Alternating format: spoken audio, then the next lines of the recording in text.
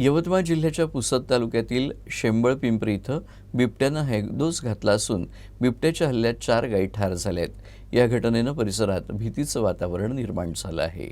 यवतमाळ जिल्ह्याच्या पुसद तालुक्यातील शेंबळपिंपरी वनपरिक्षेत्रांतर्गत येणाऱ्या फुलवाडी बीटमधील मांडवा शिवारात बिबट्यानं केलेल्या हल्ल्यात 4 गायी ठार झाल्या। त्यामुळे शेतकऱ्यांमध्ये दहशतीचं वातावरण निर्माण झालं आहे। मिळालेल्या माहितीनुसार एक गुराखी गायीचा कळप चरवण्यासाठी घेऊन गेला होता। यावेळी जंगल परिसरात दबा धरून बसलेल्या बिबट्यानं गायीवर हल्ला केला। यात 4 गायी ठार झाल्या। याबाबतची माहिती मांडवा येथील शेतकऱ्यांना मिळताच त्यांनी शेंबळपिंपरी वनविभागाला सूचना केली। त्यानुसार वनविभागाचा पथक घटनास्थळी दाखल झालं आणि त्यांनी जंगल परिसर पिंजून काढत 4 गायी ठार झाल्याची शहानिशा केली। तर शेंबळपिंपरी वनविभागाच्या पथकानं घटनास्थळाचा पंचनामा करून मृतक गायींचं शवविच्छेदन केलं। मात्र या हल्ल्यानं गावातील शेतकऱ्यांमध्ये भीतीचं वातावरण निर्माण झालं आहे।